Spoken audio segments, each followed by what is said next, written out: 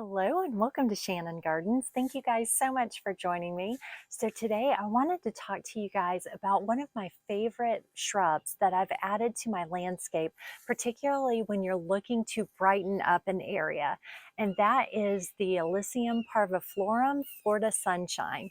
Now I actually have had these plants for a few years now, and I just love them for a variety of reasons. I actually saved the tag of the plants that I have, which I try to do. So I'm going to show that to you guys now so that you can see the name here. This is the name and this is the tag that came with them. And I will tell you guys a little bit about what I found out online about the plants, as well as my own experience in owning these plants, and then show you guys the shrubs that I have. So the Florida Sunshine is an evergreen shrub, and the most attractive thing, and the reason that I got it from my landscape, are these beautiful chartreuse colored leaves that it has on it. They're beautiful and they are bright, and they add a lot of light to a specific area that I was looking for, where it looked a little dark and I wanted to add that brightness to that area. So I think that the leaf color is so very attractive. And then in the fall and winter, the stems actually turn a reddish color as well. So then you have the bright green leaves against the red stems, and it's just gorgeous. Now these are low maintenance shrubs. Honestly, I have not had to really do much of anything to them. They grow about 6 feet tall to 4 feet wide. Some places say that they grow 5 to 6 feet tall. I do know that ours are closer to 6. They can be pruned into small trees if you like. I have not pruned mine. I've just kind of let them be and let them do their thing. And they have been very nice and very pretty to look at, and have filled up the space very nicely. So the recommended zones that I found for the Florida Sunshine are zones 6 through 9. I am in zone 7B and it is done quite well. The sun requirements are anywhere from filtered sun, and then I found a lot of information saying that it was partial sun to shade, although shade seems to be not as recommended. Really, partial sun is ideal.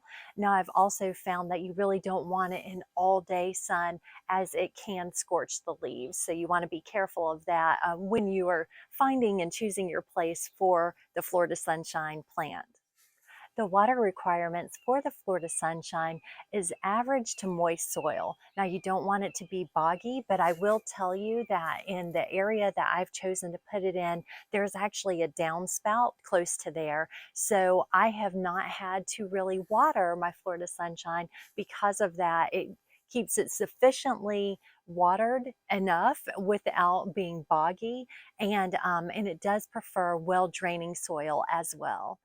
Now, the Florida Sunshine is known for being deer resistant, and I certainly haven't had any problems with the deer bothering my shrubs as they walk by in the yard through the night. They've pretty much left them alone, and I haven't seen any evidence of them bothering those shrubs. Now, it is mentioned online, though, that there are parts of this plant that are toxic to children and to pets. So, as always, make sure to do your due diligence before adding any plants into your landscape to make sure that it is the appropriate environment for your home and your needs. One interesting thing about this shrub that I did want to mention as well is that it does have a unique fragrance, and it's kind of a licoricey type of fragrance. Particularly if you were to crush the leaves, then you would be able to smell that. And it does have a tiny bloom in it in the spring, not anything significant, but it does have the tiny little blooms as well. So why don't we go take a look, and I can show you guys what it looks like. And especially now you'll get an idea. As I said, I've had it for a few years, and you'll get an idea of how it looks unpruned. And then you can decide, if that's something that you like in your area, is to leave it unpruned, or if you prefer to prune it. And I'll show you the coloration as well. Okay, let's go take a look. So here we are, and here are my two shrubs. As you can see, this is a very beautiful bright color, and it's just adding a lot of light to this area, whether it is a cloudy day or in this case a sunny day. Just adds a lot of light. I'll get up closer here so you guys can see the color. of the stems, and you can see that reddish color, and then of course the chartreuse coloring of the leaves themselves. Now again, these shrubs have been left to their own devices. I think you can tell that there really hasn't been a lot of pruning going on here, and that's been the way that we've preferred it for this space. But of course, if you prefer to prune, then you can do that as well.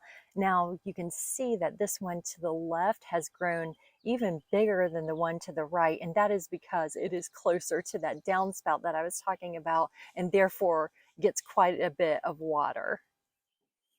One thing I did want to mention as well, and something that I really like to bear in mind when I'm looking for brighter tones, is I think that it is so attractive when you're looking at plants and how you're going to plan out your landscape.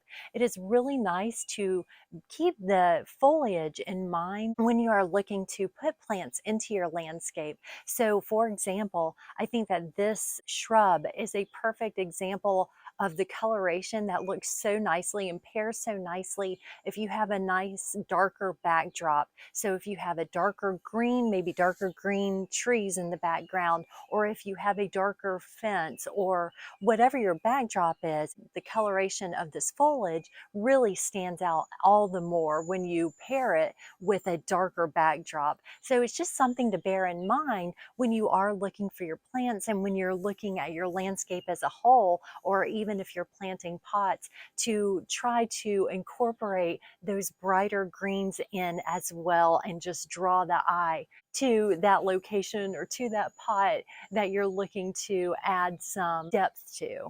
Thank you guys so much for joining me today. I really enjoyed sharing why I like the Florida Sunshine so much and how much brightness it does bring to a space. I just think it's a great plant, and it's been a great plant for me to add to my landscape and to brighten up that area. So thank you so much again. Please make sure to like and subscribe. And until next time, happy gardening and goodbye.